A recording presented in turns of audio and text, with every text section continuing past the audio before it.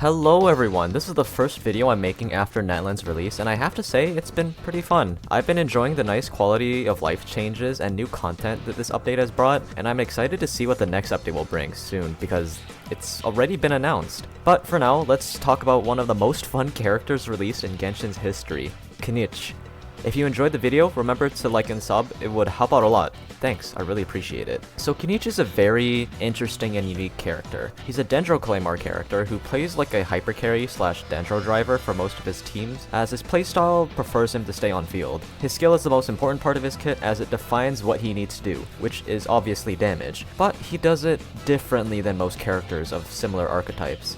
As a Dendro character, you would think that he would benefit from building EM, right? Well, wrong. He's one of the few Dendro characters that build attack instead of EM, since his most optimal team is either Burgeon or Burning. Whenever Kinich hooks onto an enemy with his skill, normal attacks, entering the blind spot, Burning and Burgeon reactions will give him a varying amount of Night Soul points. Burning and Burgeon just so happen to give him the most. If he builds up enough points, then he can shoot a very powerful cannon shot which can hit as hard as a Navia skill, and he gets like 4 or 5 of these things per rotation. The best part of his kit is that he can easily build up enough points over and over with the right team. A single rotation with Kinich can have pretty good burst damage, and this says a lot about a Dendro character that doesn't use EM.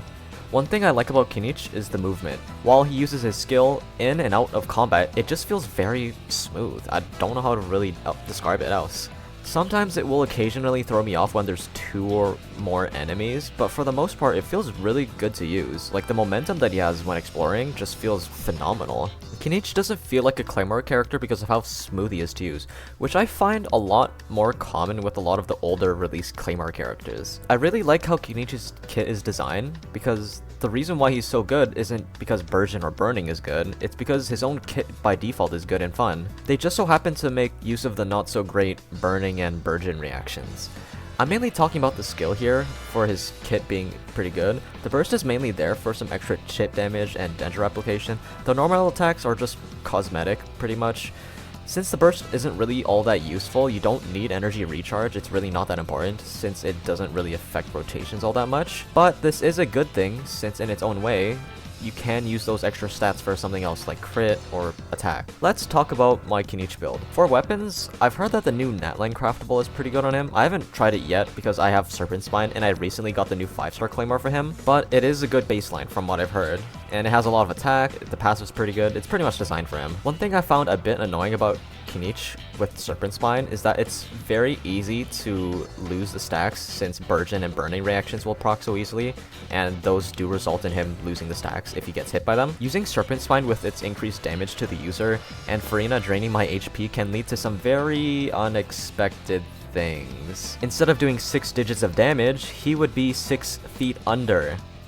A lot. I didn't really enjoy using Serpent Spawn on Kinich, which is part of the reason why I decided to go for his weapon. It's still really good on him, but I find it a little annoying to keep the stacks up the entire time. Kinich's teams are pretty simple. You obviously want to run a Burgeon or Burning team with him. Hyper Bloom is definitely a possible build. While it is a fun team, I wouldn't really say it's the best. One of the reasons why is because you would most definitely want to use Raiden instead of Kuki as your Electro applier, since Raiden has the range to apply Electro, while Kuki applies Electro around the character on field. And since Kinich is spinning around the Dendro cores more often than not, it's going to be very difficult for Kuki to proc Hyper Bloom. Of course, there's also the downside of needing to build EM on Kinich and not really getting enough cannon shots as efficiently. For his Burgeon team, while I did find them decently flexible, I did catch myself using Bennett most of the time to help battery Shangling and give the extra attack boost to the team. I've mainly had Farina as the Hydro enabler instead of using Xingqiu and Yelan. All of them do work.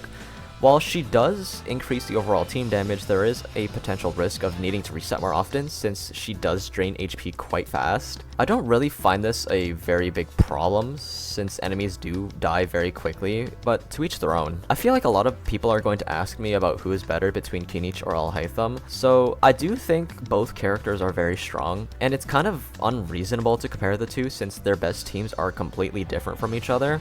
My gut feeling says Alhaitham because Hyper Bloom is just busted. boosted, but this doesn't take away the fact that Kinich is also a strong and viable character in his own way. They have very different playstyles, so I wouldn't say it's fair to compare them to each other. Anyways guys, thank you for watching. If you enjoyed the video, remember to sub and like, it helps me out. Good luck with your Kinich pulls or potential pulls in the new update. Have a good night and day wherever you're at, and I'll see you guys next time. Peace and take care. Have a good one.